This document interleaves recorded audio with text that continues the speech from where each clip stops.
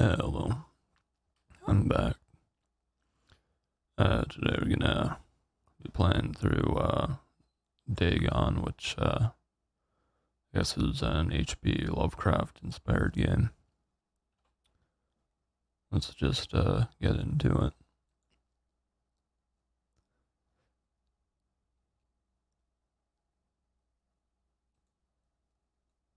Um, yeah, I guess let's bring the sounds back up.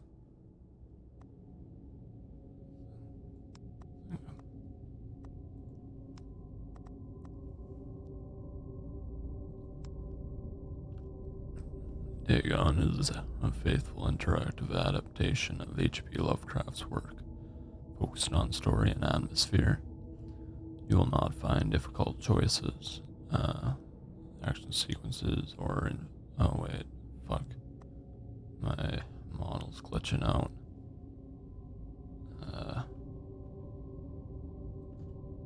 Maybe let me switch over to fucking PNG model. Well, I couldn't think of the word. Let's do that real quick.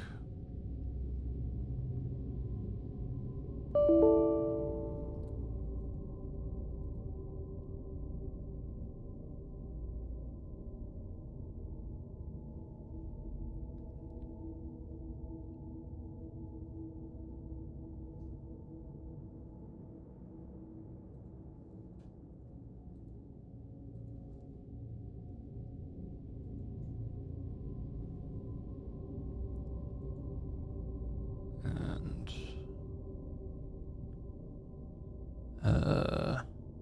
okay. Yeah, there we go.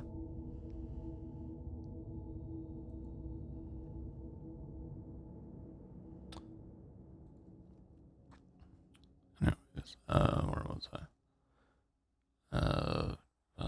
Dagon is a faithful interactive adaptation of H.P. Lovecraft's work, focused on story and atmosphere. You will not find difficult choices, action sequences, or inventory management here, and movement is limited to progressing through locations along with the plot. Okay. I am writing this under an appreciable mental strain, since by tonight I shall be no more. Wait. Actually, I might turn off the voices and I'll just read them.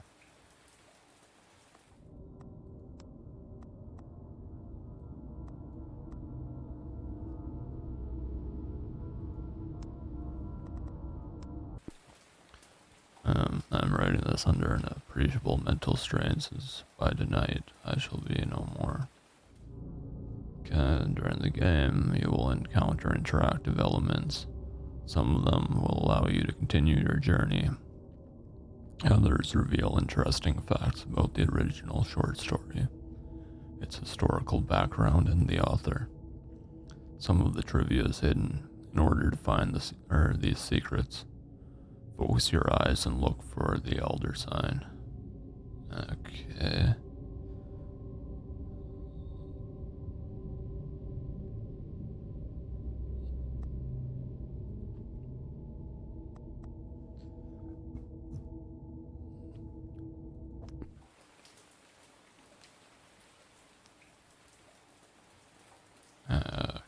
What? Can I not move?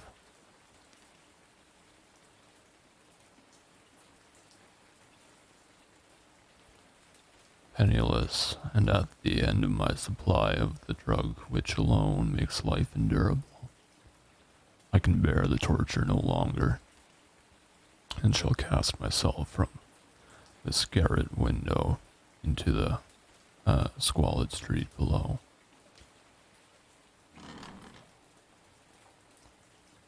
Do not think from my slavery, do not think from my slavery to morphine that I am that I'm a weakling or a degenerate.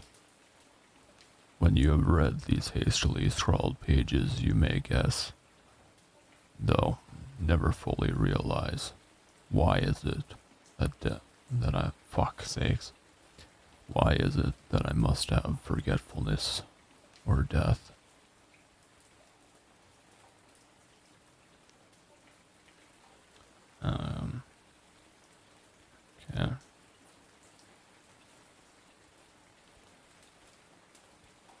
I guess I'm just supposed to click on these.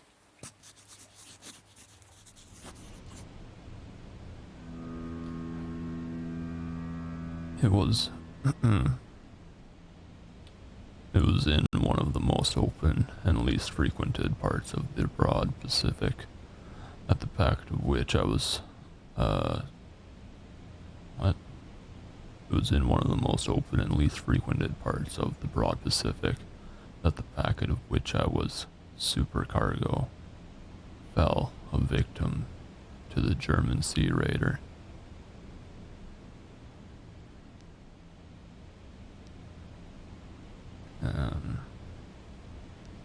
Okay.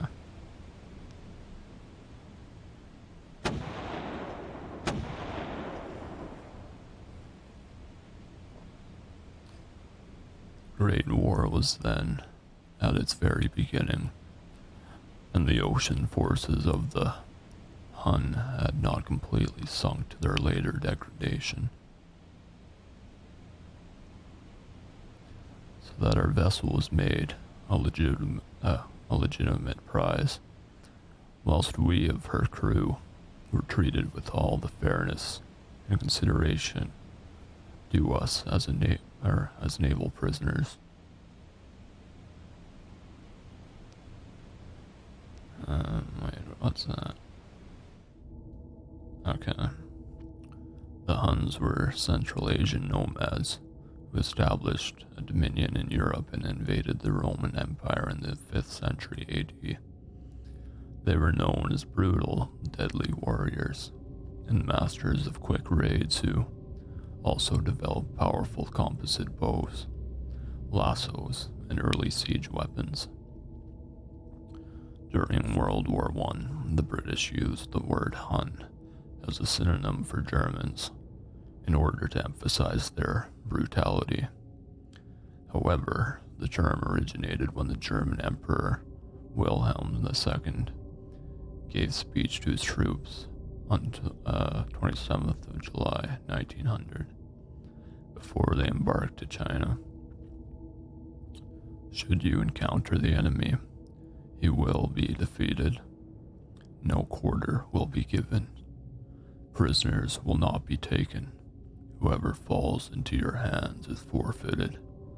Just as 1,000 years ago the Huns under their king Attila made a name for themselves, one that even today makes them seem mighty in history and legend. May the name German be affirmed by you in such a way in China that no Chinese will ever again dare to look cross-eyed at a German. The refusal to take prisoners was a clear breach of the laws and customs of war adopted during the First Hague Convention of 1899. Okay. You can read the discovered trivia immediately or go back to them later in the main menu. Turn off displaying trivia if you find that the feature distracts you from the story. This can be changed anytime in the options. Okay.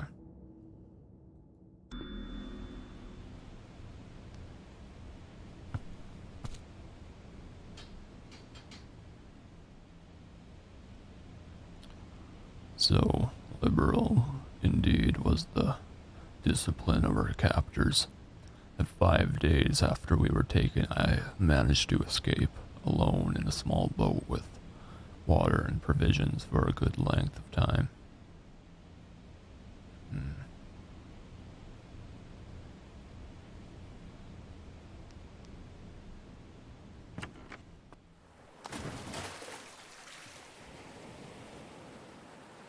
When I finally found myself adrift and free, I had but little idea of my surroundings.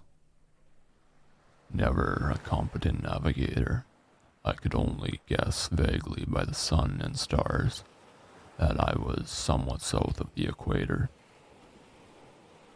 Of the longitude, I knew nothing, and no island or coastline was in sight.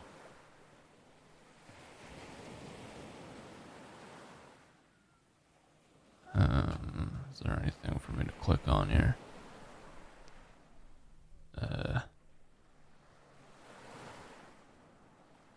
What?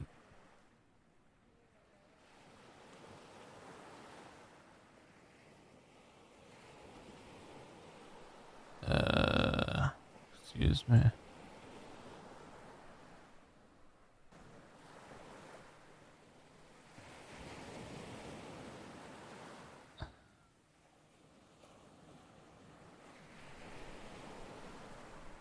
What? What am I supposed to do here?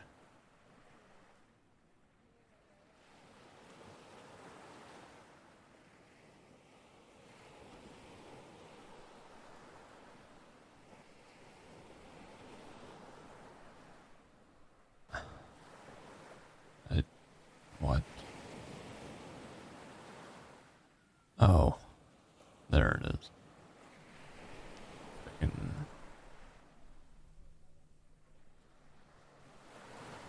The weather kept fair, and for uncounted days, I drift aimlessly beneath the scorching sun, waiting either for some passing ship or to be cast on the shores of some habitable land.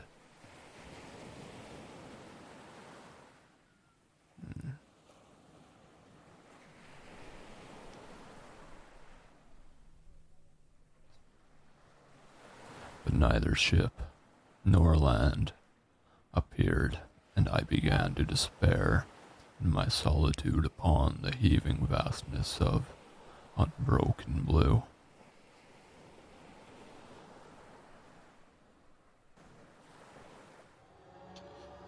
The change happened whilst I slept. Its details I shall never know. For my slumber, though troubled and for my slumber, though troubled and deep infested, was continuous.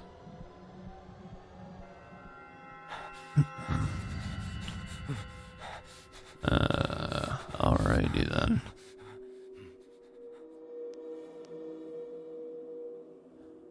When at last I awaked, it was to discover myself half sucked into a slimy expanse of hellish black mire, which extended about me in monotonous undulations as far as I could see, and in which my boat lay grounded some distance away.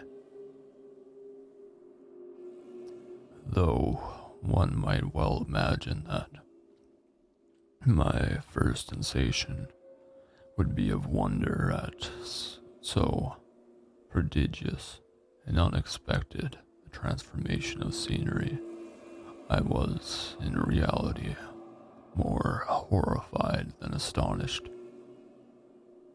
For there was, in the air, and in the rotting soil, a sinister quality which chilled me to the very core.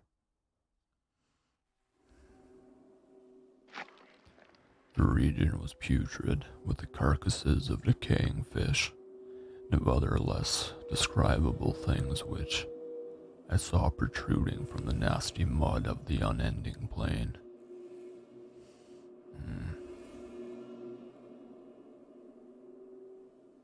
Perhaps I should not hope to convey in mere words the unutterable hideousness that can dwell in absolute silence and barren immensity. There was nothing within hearing and nothing in sight save a vast reach of black slime, yet the very completeness of the stillness and the homogeneity of the landscape oppressed me with a nauseating fear.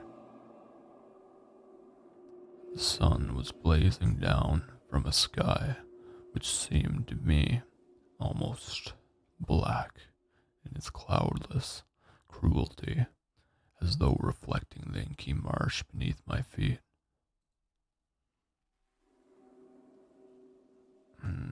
Okay.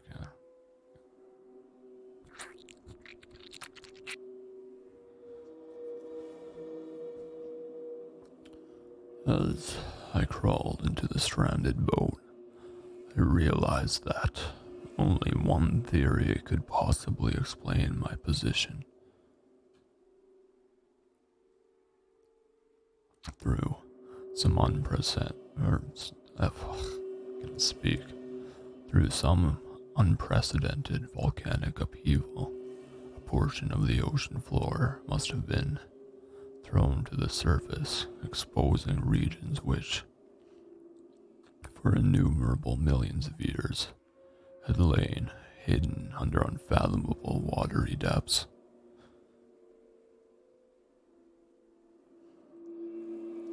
So great was the extent of the new land which had risen beneath me that I could not detect the faintest noise of the surging ocean, strain my ears as I might. Nor were there any sea fowl to prey upon the dead things.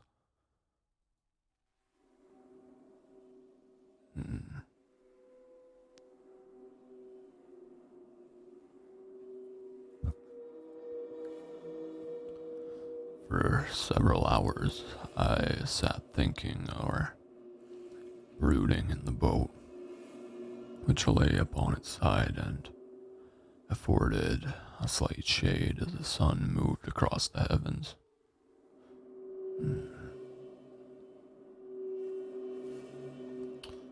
As the day progressed, the ground lost some of its stickiness and seemed likely to dry sufficiently for traveling purposes in a short time.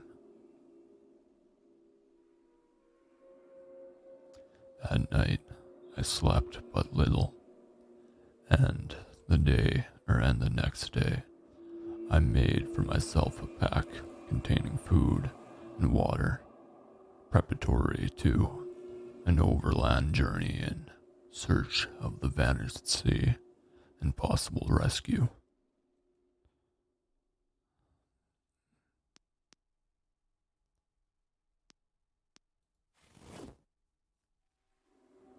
On the third morning, I found the soil dry enough to walk upon with ease.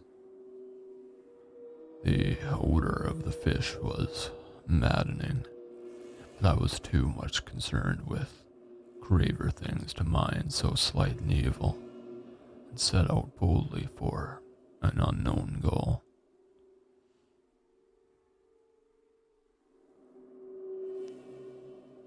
Just make sure there's nothing else around first. Alright.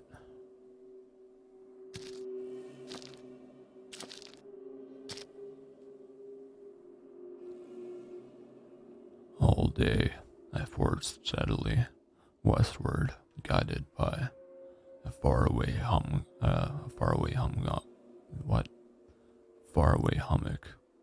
which rose higher than any other elevation on the rolling desert.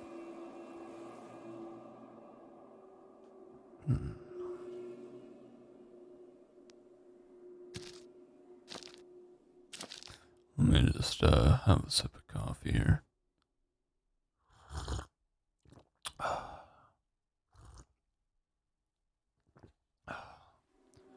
Alright, so let's continue on. That night I encamped, and on the following day, still traveled toward the hummock, though that object seemed scarcely nearer than when I had first espied it.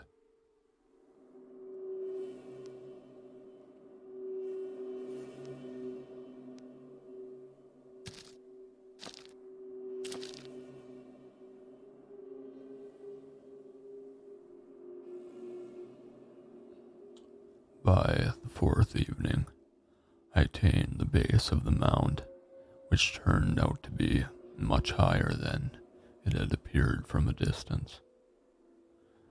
an intervening valley setting it out in sharper relief from the general surface. Too weary to ascend, I slept in the shadow of the hill. I know not why my dreams were so wild that night.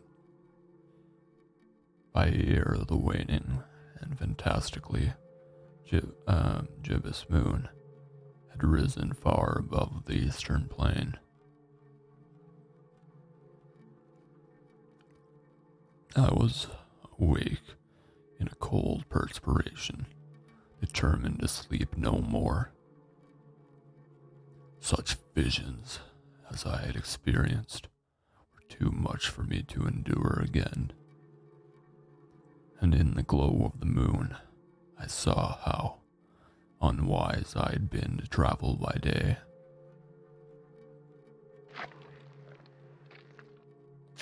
Without the glare of the parching sun, my journey would have cost me less energy. Indeed, I now felt quite able to perform the ascent which had deterred me at sunset. Picking up my pack, I started for the crest of the eminence. Pack, okay. There we go.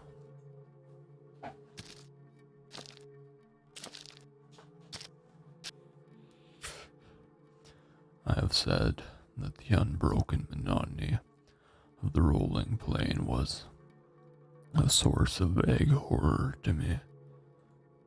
But I think my horror was greater when I gained the summit of the mound and looked down the other side into an immeasurable pit or canyon,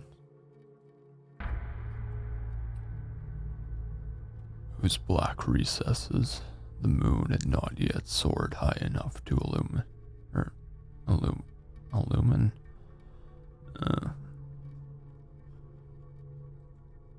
I felt myself on the edge of the world, peering over the rim into a fathomless chaos of eternal night.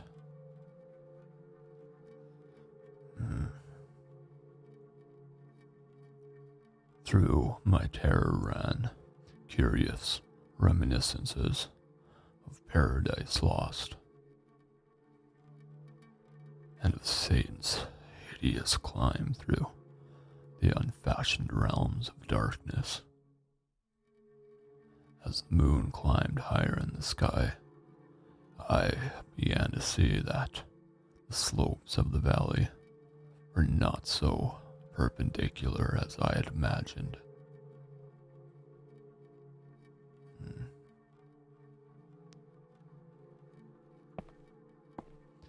Ledges and outcroppings of rock afforded fairly easy footholds for a descent.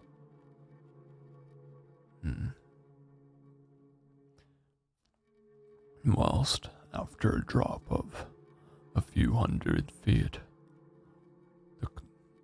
the declivity became very gradual.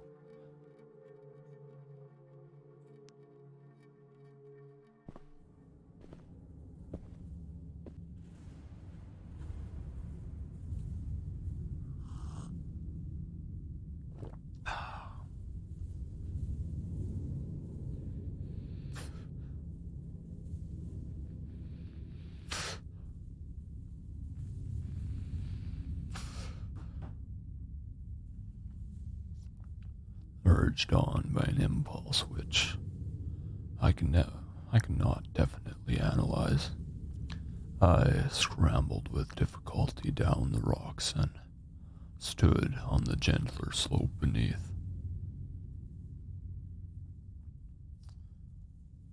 Gazing into the Stygian deeps where no light had yet penetrated.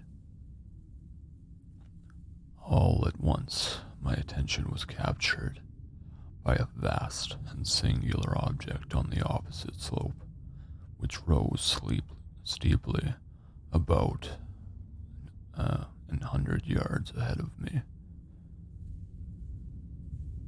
An object that gleamed whitely in the newly bestowed rays of the ascending moon.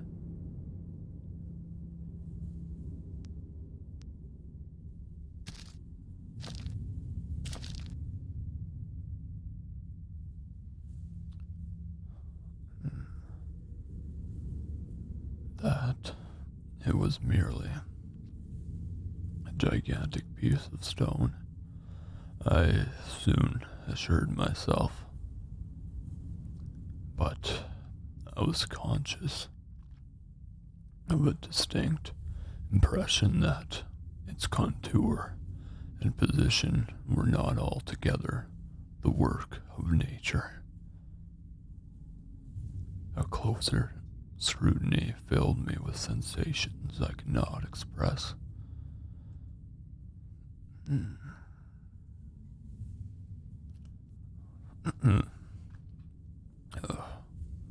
For despite its enormous magnitude and its position in an abyss which had yawned at the bottom of the sea since the world was young, I perceived beyond a doubt that the strange object was a well-shaped monolith, whose massive bulk had known the workmanship and perhaps the worship of living and thinking creatures. Dazed and frightened, yet not without a certain thrill of the scientist's or archaeologist's delight, I examined my surroundings more closely.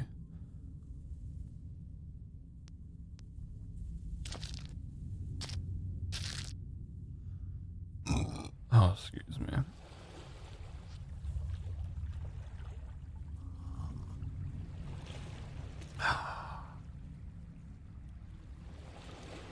The moon, now near the zenith, shone weirdly and vividly above the towering steeps that hemmed in the chasm, and revealed the fact that a far-flung body of water flowed at the bottom, winding out of sight in both directions, and almost lapping my feet as I stood on the slope. Across the chasm, the wavelets watched the base of the Cylopean monolith, on whose surface I could now trace both inscriptions and crude sculptures.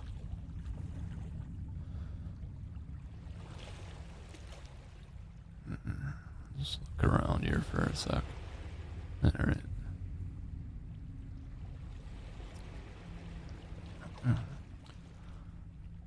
The writing was in a system of hieroglyphics unknown to me, and unlike anything I had ever seen in books.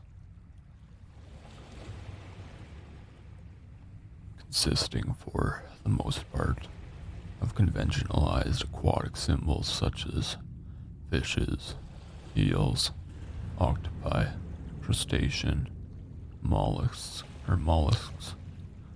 whales, and the like. Several characters obviously represented marine things which are unknown to the modern world, but whose decomposing forms I had observed on the ocean-risen plain. It was the pictorial carving, however, that did most to hold me spellbound.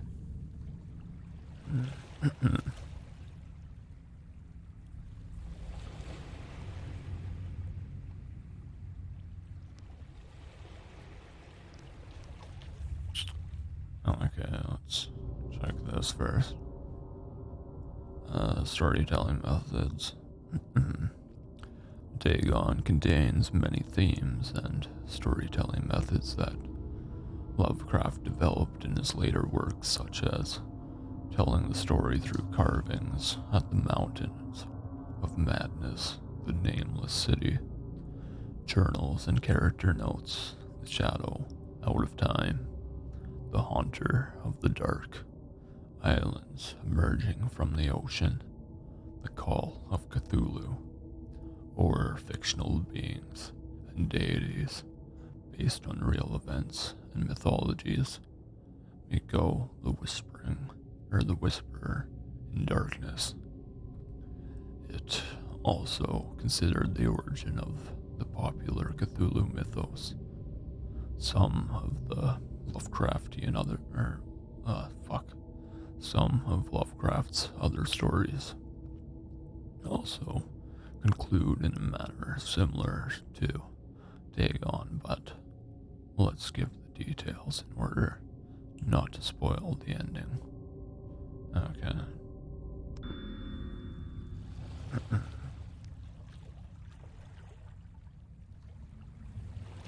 Plainly visible across the intervening water, on account of their enormous size, were an array of bas reliefs whose subject would have excited to envy of Dory, sorry.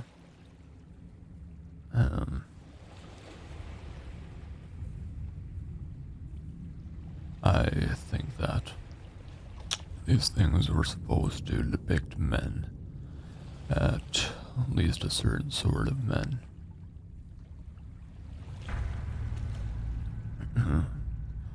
Though the creatures were shown disporting, like fishes in the water, or some marine grotto,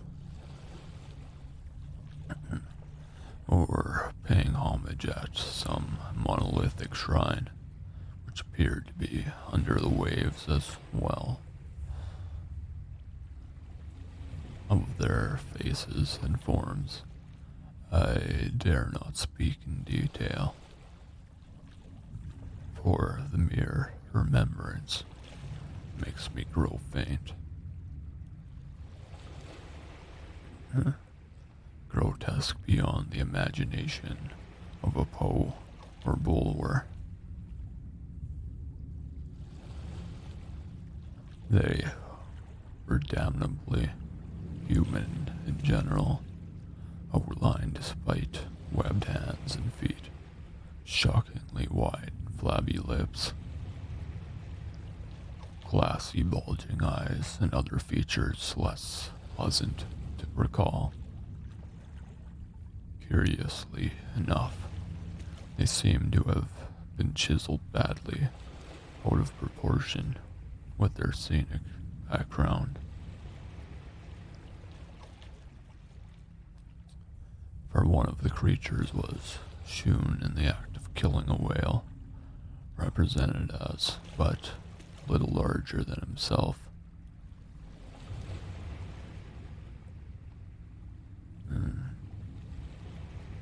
I remarked, as I say,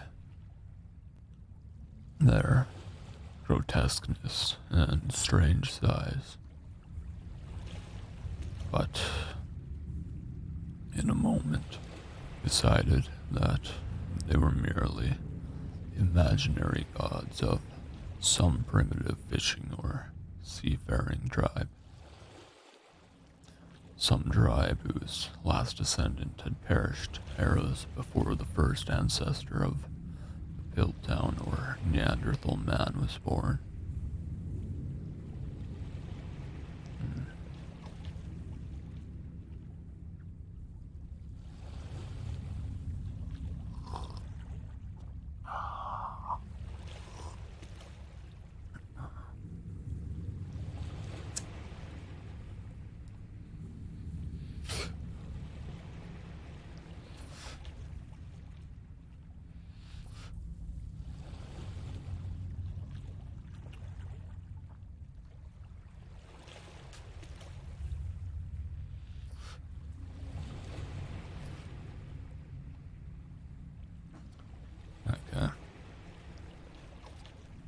awestruck at this unexpected glimpse into a past beyond the conception of the most daring anthropologist. I stood musing, whilst the moon cast queer reflections on the silent channel before me.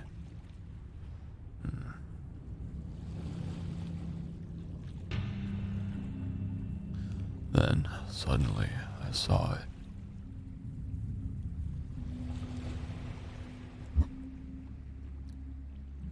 With only a slight churning to mark its rise to the surface, the thing slid into view above the dark waters.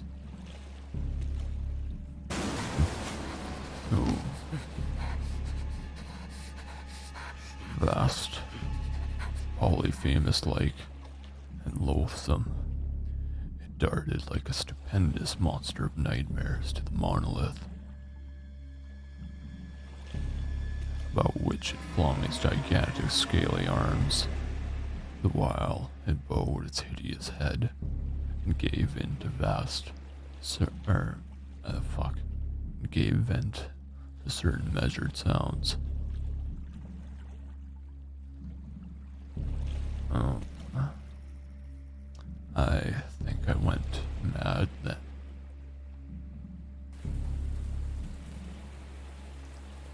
On my frantic ascent of the slope and cliff, and of my delirious journey back to the stranded boat, I remember little.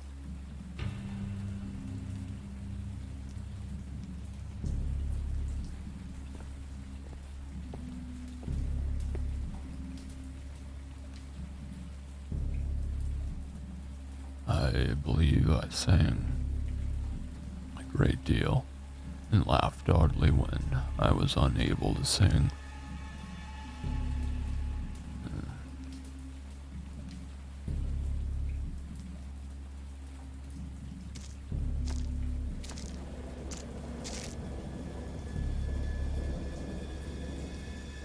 I have indistinct recollections of a great storm sometime after I reached the boat.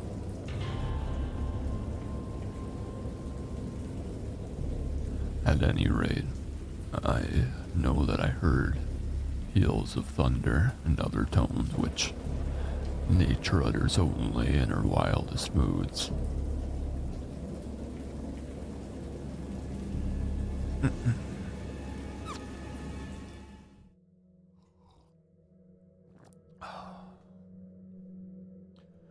When I came out of the shadows, I was in San Francisco Hospital.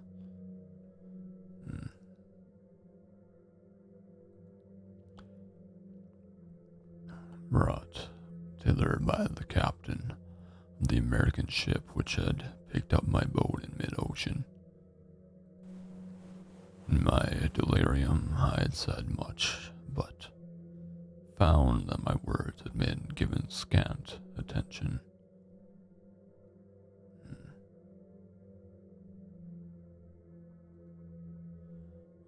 Of any land upheaval in the Pacific, my rescuers knew nothing. Nor did I deem it necessary to insist upon a thing which I knew they could not believe.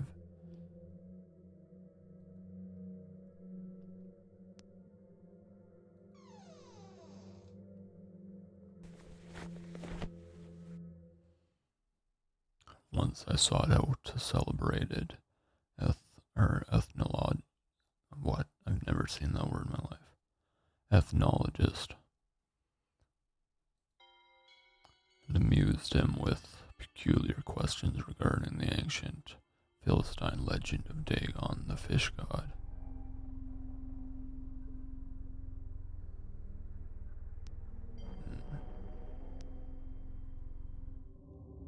Dagon was the main deity of the Philistines, worshipped throughout the Middle East as the ancient god of fertility and crops. In Hebrew, the word Dagon was a common noun for grain. The rulers of Akkad, Mesopotamia, chose him as the patron saint of their war conquests. He also appeared as the judge of the dead in an Assyrian poem and an underworld prison warder in one of the Babylonian texts. He is often mistakenly taken for a fish god due to the wrong interpretation of his name, as in Hebrew the word dag means fish. In H.P. Lovecraft's works, Dagon is an underwater deity ruling over the deep ones. As a humanoid race with fish traits that reside in the oceans, he is worshipped by a secret cult called the Esoteric Order of Dagon. Alright.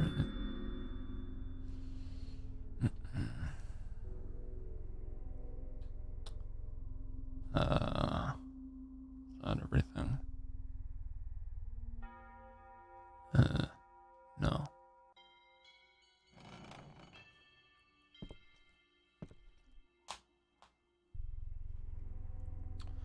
But soon perceiving that he was hopelessly conventional, I did not press my inquiries.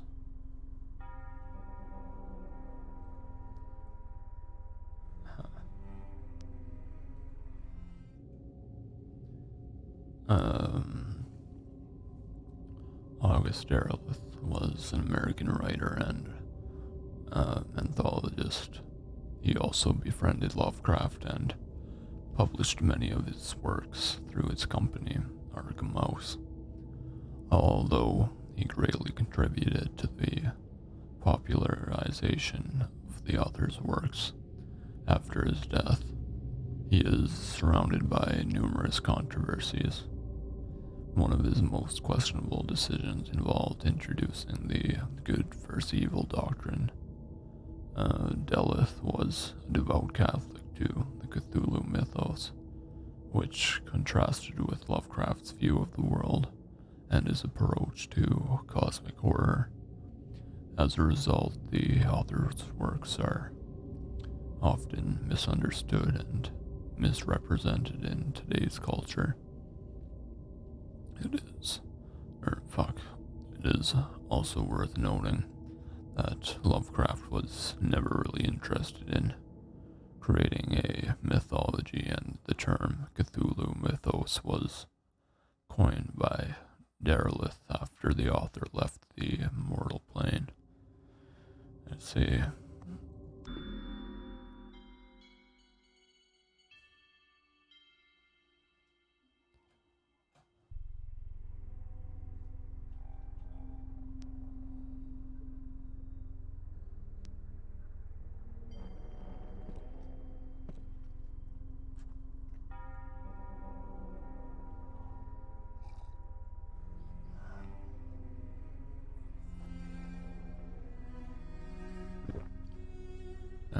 What am I supposed to click on here?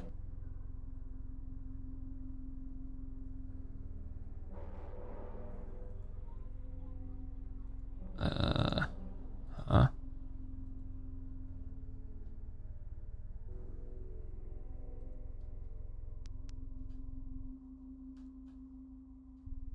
What was the point of coming over here? I don't know.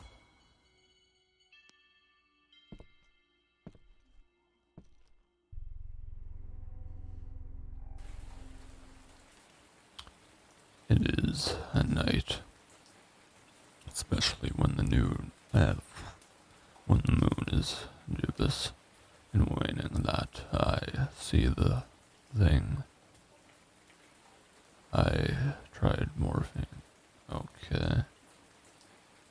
But the drug has given only transient surcease and has drawn me into its clutches as a hopeless slave. So now I am to end it all, having written a full account for the information or contemptuous amusement of my fellow men.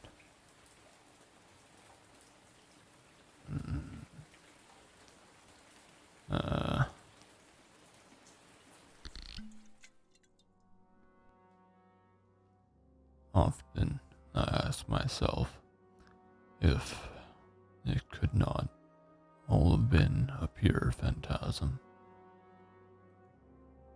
a merely freak or fever, as I lay sun-stricken and raving in the open boat after my escape from the German man of war.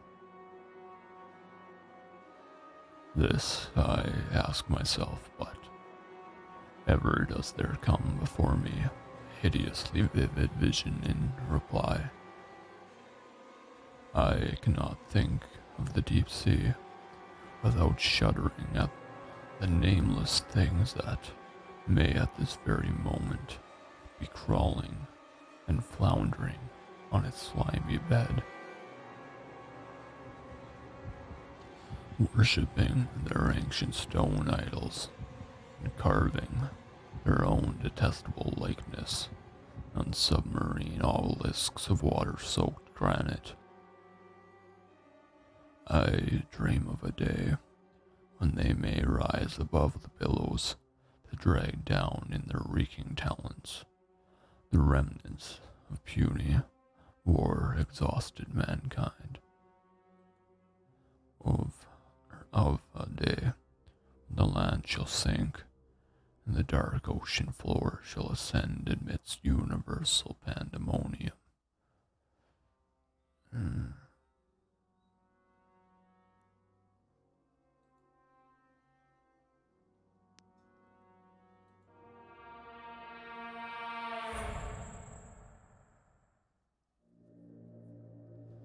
The end is near. I hear a noise at the door, as of some immense slippery body lumbering against it.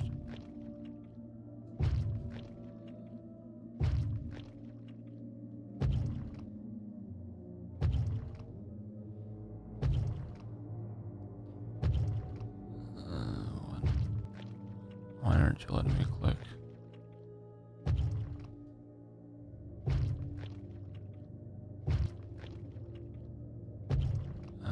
What?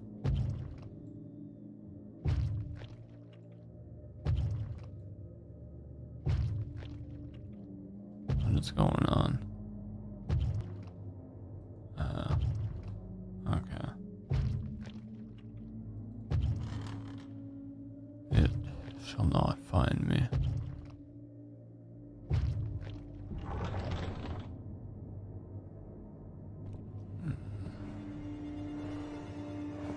Yod, that hand.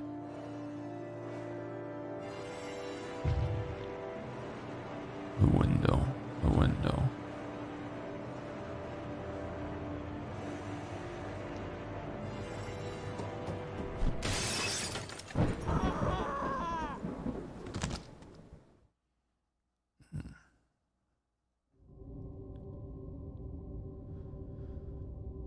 Well, thank you for playing. We hope you enjoyed immersing yourself in our little pool of cosmic horror.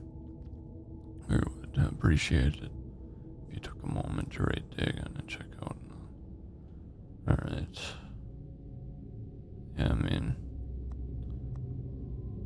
it's an interesting game, I guess.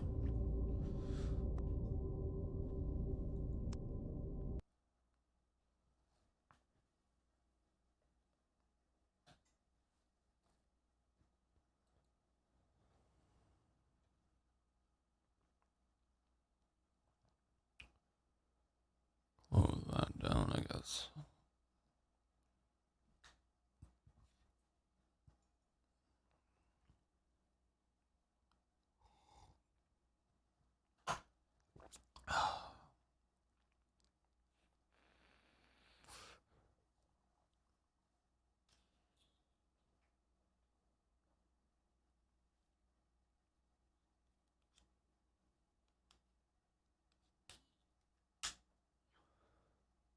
What?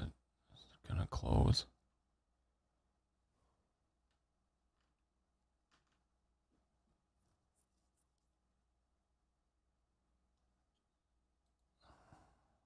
Alright, Task Manager. Or wait. Never mind. There we go.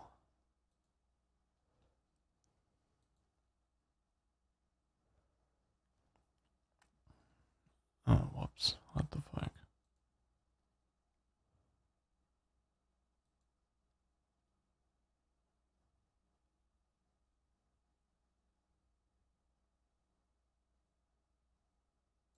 Just fix this.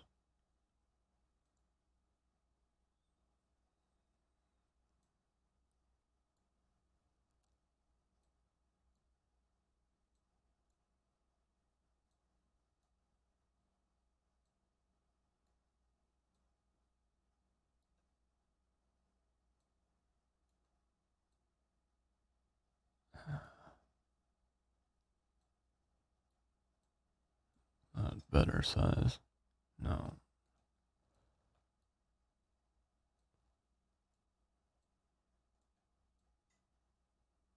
Alright. Guess that'll work.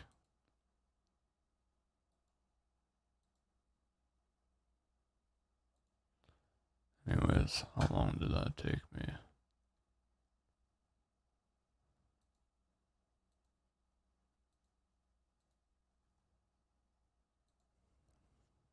Okay, not that long, I guess.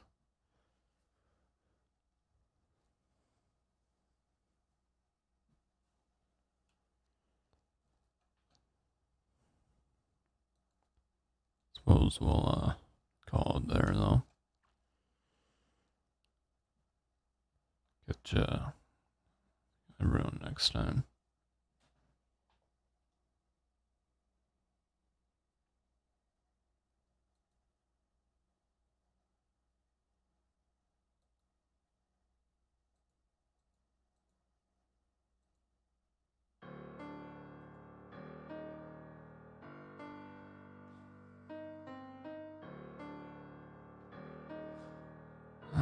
Oops, let's mute the mic.